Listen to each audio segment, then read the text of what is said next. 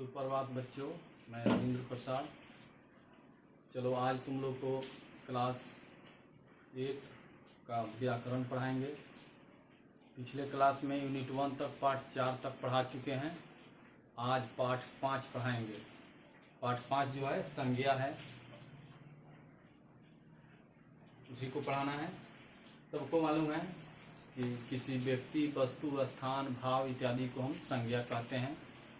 जैसे किसी व्यक्ति सुभाष चंद्र बोस, तात्या टोपे, महात्मा गांधी, व्यक्ति हो गए, वस्तु, स्थान आदि को हम संज्ञा कहते हैं। संज्ञा का के 3 भेद हैं मुख्य रूप से: व्यक्तिवाचक संज्ञा, जातिवाचक संज्ञा और भाववाचक संज्ञा। और अंग्रेजी व्याकरण के हिसाब से जातिवाचक संज्ञा के 2 भेद हो जाते हैं: समुदायवाचक कहें या समूहवाचक, और दूसरा द्रव्यवाचक संज्ञा। सबसे पहले हम देखें व्यक्तिवाचक संज्ञा। किसी विशेष व्यक्ति, वस्तु, स्थान को हम व्यक्तिवाचक संज्ञा कहते हैं।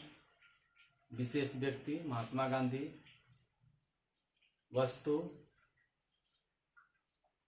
कोई खिलौना हुआ, पुस्तक जैसे रामायण महाभारत, स्थान कोलकाता, पटना, दिल्ली आदि, यह सब व्यक्तिवाचक संज्ञा का उदाहरण है।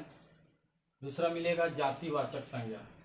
जिन संज्ञा शब्दों से संपूर्ण जाति का बोध हो उसे हम जातिवाचक संज्ञा कहते हैं। जैसे गाय, स्कूल, छात्र, कुत्ता, यानी यह संपूर्ण जाति का बोध करा रहा है। वहीं अगर हम कहेंगे ब्रह्मपुत्र, कृष्णा, कावेरी, तो वह व्यक्तिवाचक संज्ञा हुआ। लेकिन वहीं जब नदी कहेंगे तो यह जातिवाचक संज्ञा का उदाहरण होगा, क्योंकि नदी कहने से संपूर्ण नदियों का बोध हो रहा है। उसी तरह से छात्र, पूरे छात्र समुदाय का, तो जातिवाचक संज्ञा हुआ।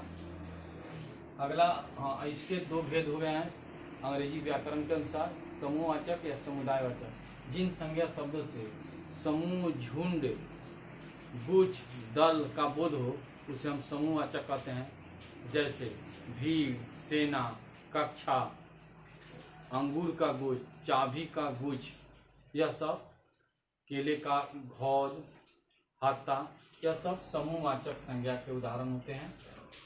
इसका दूसरा होता है द्रव्यवाचक। जिन संज्ञा शब्दों से किसी ठोस पदार्थ, तरल पदार्थ या धातु का बोध हो वह द्रव्यवाचक संज्ञा में आता है। जैसे तेल, पानी, सोना, गेहूं, चीनी, यह सब द्रव्यवाचक संज्ञा में आता है। आगे मिलेगा भाववाचक संज्ञा। जिन संज्ञा शब्दों से किसी गुण, दोष, दशा, दिशा, अवस्था आदि का बोध हो उसे हम भाववाचक संज्ञा कहते हैं। जैसे मनुष्य का भाववाचक संज्ञा: मनुष्य, नारी, मीठा, बच्चा। जैसे मनुष्य का मनुष्यता, मनुष्य है, इसमें मनुष्यता नहीं है, बेकार है। नारी का भाववाचक नारीत्व, मीठा का मिठास, बच्चा का बचपन।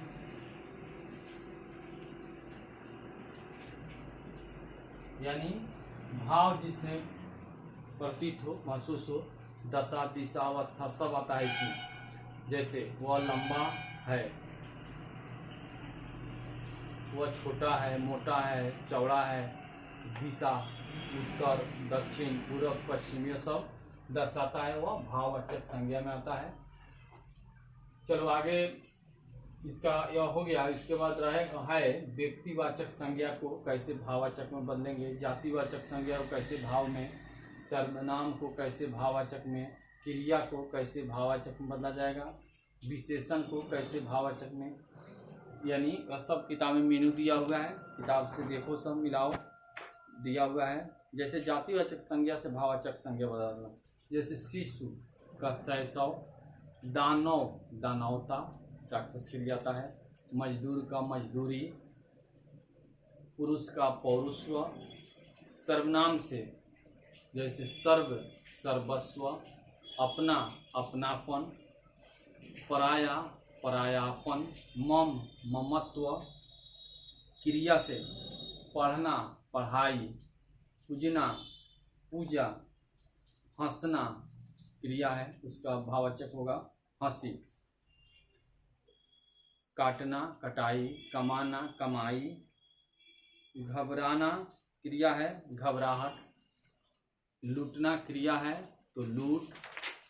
आगे विशेषण शब्दों से भाववाचक संज्ञा बना है, जैसे विशेषण शब्द है सफ़ेद, उसका सफ़ेदी, चतुर चतुराई, उदास विशेषण है उदासी, कटु कटुता, लघु लघुता, कायर कायरता, भारतीय भारतीयता।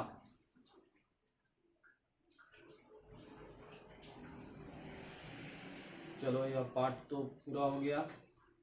अब इसका अभ्यास जो है प्रश्नोत्तर है 4 ठो, उसको कॉपी में बनाना है और इसका बहुविकल्पी जो है किताब में हम मिलवाएंगे।